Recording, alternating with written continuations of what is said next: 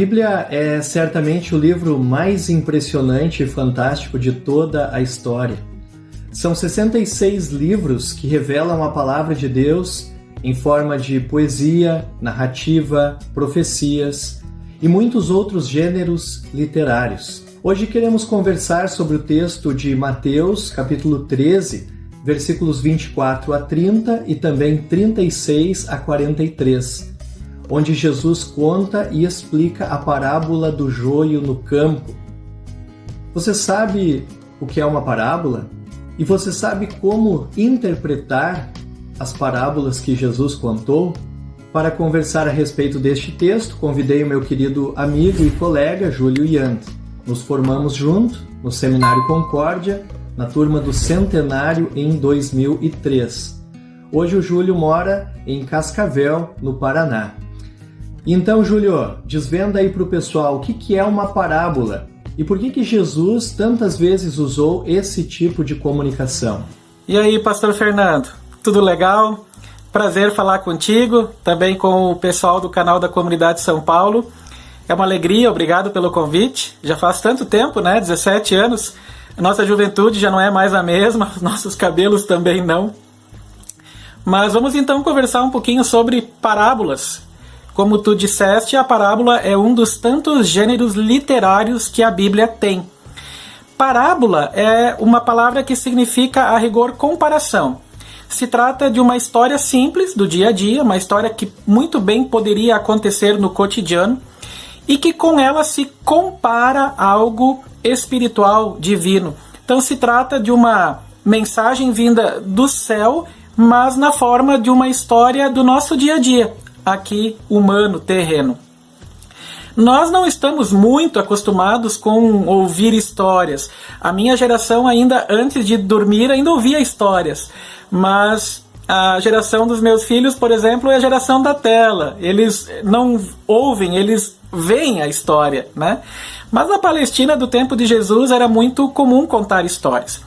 Tanto é que dos ensinamentos de Jesus registrados nos evangelhos, cerca de 1/3 mais ou menos está em parábolas. O que significa que só pela razão quantitativa as parábolas já são importantes. Mas tem também um aspecto qualitativo. Vindo da boca do próprio Salvador Jesus, as parábolas são de fato extremamente importantes e são textos para as nossas pregações. Eu entendo que um dos pontos assim principais da parábola é tentar enxergar o óbvio. A gente às vezes quer traçar 1001 teorias, mas muitas vezes o sentido da parábola é aquele mais simples. Porque eram histórias contadas para o povo em geral. As pessoas poderiam assimilar aquilo que estava sendo contado, embora muitas vezes não captassem toda a profundidade do ensinamento de Jesus. Por isso ele muitas vezes também explicou as parábolas. Mas eu penso que a gente deveria estar disposto a enxergar o óbvio. Em segundo lugar, as parábolas estão dentro de uma história maior. A gente diz assim, são histórias dentro de uma história mais ampla. Essa história mais ampla é o Evangelho, é a história de Jesus, da vida, morte e ressurreição de Jesus. Então, as parábolas que Jesus contou, elas têm uma conexão com o enredo e os personagens da própria história de Jesus. Com publicanos, com pecadores, enfim, com fariseus, com as pessoas que conviviam com Jesus. A gente nunca deveria desvincular uma história que Jesus contou da história de vida dele. Aí a gente corre o risco de interpretar mal. Então, à luz da história maior, a gente entende aquela história menor que Jesus contou. Um outro ponto interessante é nunca estabelecer uma doutrina a partir de uma parábola. As parábolas muitas vezes corroboram, concordam com muitas doutrinas que estão explícitas em outros lugares da Escritura. Mas, a rigor, elas não são sede de doutrina. E um outro ponto muito interessante é que Jesus não contou histórias para divertir, para ilustrar, como muitas vezes nós fazemos, né? Uma ilustração, uma diversão. As histórias que Jesus contou, geralmente, elas têm um enredo de conflito. Se nós pararmos para pensar, todo o ministério de Jesus foi cercado por muito conflito. Como é que ele faz isso? Com que autoridade ele faz? E assim por diante. E muitas vezes Jesus não confrontou diretamente os seus adversários. Ele contou uma história. Mais ou menos quando eles pressionavam Jesus, ele dizia: eu vou contar uma história para vocês. São bichos fedorentos. Devia manter distância deles. 2 homens foram ao templo para orar. Um era fariseu e o outro era um cobrador de impostos. Com essa história, ele entrava naquele contexto de conflito e acabava mostrando pela história qual era o ponto de vista correto. Ele não dizia: ó, vocês estão errados, o certo é assim. Ele contava uma história. Com o desenrolar da história, as pessoas iam ouvindo, pensando: opa, o ponto certo é o desse personagem. E muitas vezes elas chegavam à conclusão, então, de que aquela história era a história delas. Jesus, com uma história, ele resolvia um conflito. Eu penso que as parábolas têm esse viés também, a gente poder olhar uma parábola como uma tentativa de Jesus de elucidar um conflito. Muito interessante, cara. E me diz uma coisa, existe alguma forma correta de se interpretar uma parábola? Em resumo, a parábola ela tinha uma intenção retórica. A intenção era convencer os ouvintes. Quando a gente ouve uma parábola contada por Jesus, todo aquele contexto que Jesus viveu é muito importante para a gente poder entender o que a parábola significa hoje. Até porque muitos de nós não trabalhamos, por exemplo, com agricultura, com trigo. Talvez muitos de nós nem sabemos o que é joio. Então é importante entender isso. Mas é preciso entender que essa história queria levar o ouvinte a uma reflexão e, na maioria dos casos, a uma mudança de mentalidade. Jesus, por meio da parábola, queria convencer os ouvintes acerca de uma verdade espiritual, fazê-los tomar uma decisão. Bem, vamos aplicar isso agora à parábola do joio, então, contada por Jesus em Mateus 13, versículos 24 a 30. Jesus contou outra parábola, ele disse ao povo: o reino do céu é como um homem que semeou sementes boas nas suas terras. Certa noite, quando todos estavam dormindo, veio um inimigo e semeou no meio do trigo uma erva ruim chamada joio, e depois foi embora. Quando as plantas cresceram e se formaram as espigas, o joio apareceu. Aí os empregados do dono das terras chegaram e disseram: patrão, o Senhor semeou sementes boas nas suas terras. De onde será que veio este joio? Foi algum inimigo que fez isto, respondeu ele. E eles perguntaram: o Senhor quer que a gente arranque o joio? Não, respondeu ele, porque quando vocês forem tirar o joio, poderão arrancar também o trigo. Deixem o trigo e o joio crescerem juntos até o tempo da colheita. Então eu direi aos trabalhadores que vão fazer a colheita: arranquem primeiro o joio e amarrem em feixes para ser queimado. Depois colham o trigo e ponham no meu depósito. Depois, nos versículos 36 a 43, Jesus explica, a pedido dos seus discípulos, o significado desta parábola. Jesus nos dá uma mão e tanto. Júlio, pensando nas dicas de interpretação que Jesus nos deu, como você explicaria esta parábola para as pessoas hoje?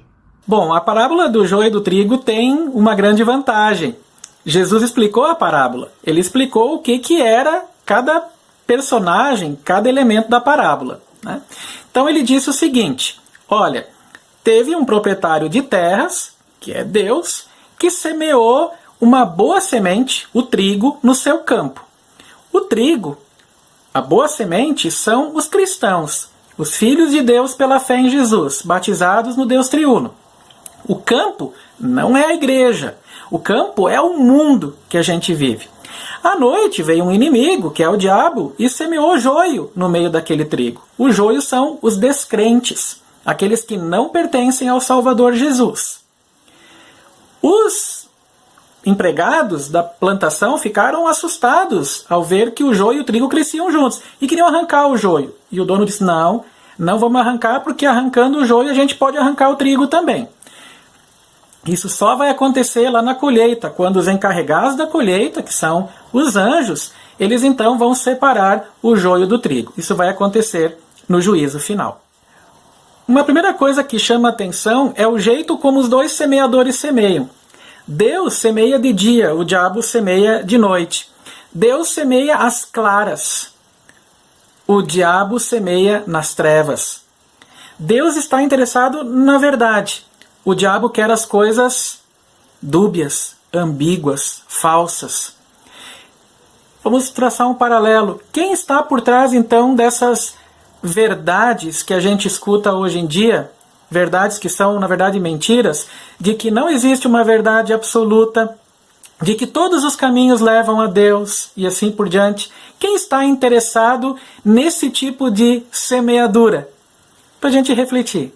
Em segundo lugar, é interessante notar nesse campo que é o mundo, só existe joio ou trigo. Não tem terceira erva. Ou nós somos joio ou nós somos trigo. Não existe uma terceira opção. E isso vai acontecer também no juízo final. Não existe um terceiro caminho.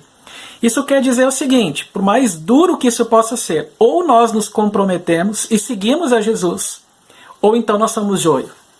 Não tem uma terceira alternativa. Em terceiro lugar, embora eu não seja criado no campo, eu aprendi o seguinte, os grãos do joio são muito parecidos com os do trigo, até muitas vezes chamado de falso trigo o joio é. Os grãos do joio são muitas vezes infectados por um fungo que produz toxinas. E esses grãos misturados à comida, em grande quantidade, eles podem causar náusea, vômito, podem levar uma pessoa, inclusive, à morte. O joio no meio do trigo, ele é um mal terrível para o agricultor por duas razões. A primeira é que na fase de desenvolvimento ele não consegue distinguir direito qual é qual. E em segundo lugar, quando eles adquirem um desenvolvimento que já se sabe o que é joio e o que é trigo, as raízes se entrelaçam de tal forma que se você for arrancar o joio, arranca o trigo. Por isso que o dono da plantação diz, olha, não vamos arrancar o joio, porque se arrancar, pode arrancar o trigo também. Isso tem uma implicação bem interessante para a nossa vida. A nossa vida aqui nesse mundo, ela é como esse período de desenvolvimento. É muito difícil para nós julgarmos o que é joio e o que é trigo. Tem um texto da Bíblia muito interessante lá do apóstolo Paulo, onde ele diz assim, que o Senhor conhece os que lhe pertencem. Eu sei, muitas vezes os frutos mostram, e Jesus mesmo diz sobre isso. Mas quanta gente nós conhecemos que os frutos visíveis pareciam uma coisa, mas eram hipócritas. Por dentro, essas pessoas não tinham a fé verdadeira em Jesus. Por fora, elas pareciam trigo, mas Deus conhecia o coração e sabia que elas eram joio. Isso nos leva a pensar um pouquinho sobre que atitude a gente tem tido. Isso até incomoda um pouco a gente. Se nós temos julgado o coração de outras pessoas para saberem se elas são joio ou trigo. Vamos lembrar que esse julgamento não é nosso. Isso vai acontecer no juízo final. Nós estamos nesse período de desenvolvimento das plantas e para nós fica muito difícil essa tarefa e a gente corre o risco de cometer equívocos. Em quarto lugar, é bom lembrar que o joio e o trigo crescem juntos nesse campo que é o mundo. Ou seja, enquanto o mundo for mundo, até o juízo final, vai haver joio, vai haver maldade. É claro que nesse contexto nós estamos inseridos nessa sociedade má, corrupta, perversa, e é ali que a gente deve dar um bom testemunho, ser sal e luz como Jesus pediu. Mas eu gostaria de trazer uma outra reflexão. Se aqui no mundo vai haver joio, vai haver gente má, incrédula, até Jesus voltar, Isso significa que a gente não deveria se frustrar demais quando as coisas não acontecem como a gente gostaria. A igreja vai sofrer perseguições. Os filhos de Deus vão sofrer reveses. Esse mundo é mau. Esse mundo é corrupto, é perverso. Aqui sempre haverá maldade. Não devemos ter na cabeça de que esse mundo vai ser algum dia parecido com um paraíso. Não vai ser, nunca vai ser. Nestes tempos de pandemia, então, é bom a gente não se desesperar demais. Epidemias já aconteceram e vão acontecer. Esse negócio de que tudo vai dar certo e que tudo vai voltar a ser como antes, uma maravilha, é uma ideia bastante fantasiosa. Esse mundo é assim. Nós somos a igreja militante. A igreja triunfante é aquela lá da eternidade, junto com Deus. Então, deveríamos reduzir as nossas expectativas em relação a esse mundo. O Max Lucado, num dos livros dele, ele diz, tira um peixe d'água, oferece para ele um copo de martini, uma revista, um óculos de sol, ele não vai ficar feliz. Você precisa colocá-lo de volta à água. Ali ele vai ser feliz. Nós fomos criados para vivermos junto com Deus. E essa vivência plena só vai se dar na eternidade. O nosso coração jamais vai ser plenamente feliz, totalmente satisfeito. Tudo vai dar certo aqui nesse mundo. A nossa vida só vai adquirir um significado pleno e perfeito quando nós estivermos na eternidade com Deus. Lá sim, não haverá mágoa, não haverá dor, não haverá frustração, não haverá problemas. Então, o mundo não é o paraíso. No mundo tem joio, tem bastante maldade. Já que vai ter, então, joio, já que vai ter maldade, qual é, então, a saída? Se enclausurar? Ficar longe, distante do mundo? Não. É nesse mundo que a gente tem que viver. Jesus disse na oração sacerdotal ao Pai, não rogo que os tires do mundo, e sim que os livres do mal ou do maligno. Então, a saída é ser sal e luz, é ali testemunhar, mas é também ficar firme como trigo. É ser santificado na palavra, na verdade, como disse Jesus. E isso tem uma implicação de bastante consolo para nós. Às vezes a gente se pergunta, será que Deus não vê isso? Será que Ele não vê que o joio prevalece? Ele não vê a nossa dor, não vê a nossa inquietação, não vê o sofrimento dos seus? Deus vê. Ele vê. E vai ter uma colheita. Aqueles que ficarem firmes com Jesus pela fé, por obra do Espírito Santo em nosso coração, vão ser recolhidos como trigo. O joio vai ser queimado, mas o trigo vai ficar junto de Deus. Lá no paraíso nós vamos ter uma vida abundante com o Senhor. Vale a pena a gente ficar firme. Vale a pena a gente ficar perseverante, mesmo quando muita coisa dá errado. Deus está dizendo, aguenta firme, cara, vai ter uma colheita. Eu sei que tem bastante joio aí, mas uma hora você vai ser eternamente meu. Fique em paz, fique com Jesus, e aí sim, tudo vai dar certo. A última página da Bíblia diz que tudo vai dar certo na eternidade para os filhos de Deus. Então, aguente firme, fique como trigo, para resplandecer como o sol. Pastor Fernando, tem uma coisa na parábola ainda, para compartilhar um último aspecto. Repare como os empregados da plantação eles ficam alvoroçados quando eles veem o joio, né? E o dono está tranquilo. Ele não perdeu a mão, não perdeu o governo da coisa, né? Olha a paciência dele, diz, calma, eu sei, mas está tudo sob controle. Confia em mim. A gente talvez nesse tempo de epidemia e de tantos desvios de caráter, de conduta, essa situação caótica que a gente vive no nosso país em termos de valores, talvez até no mundo, né? Deus está dizendo, calma, cara, eu não perdi o controle de nada. Confie em mim. A paciência dele nos leva a ser pacientes também, né? Isso é muito interessante, como o dono tem paciência. Ele não perdeu o controle da situação. Isso deveria acalmar o nosso coração. Um grande abraço, obrigado pela oportunidade, foi um prazer. Deus abençoe sua vida, Pastor Fernando, sua família também e a sua querida comunidade.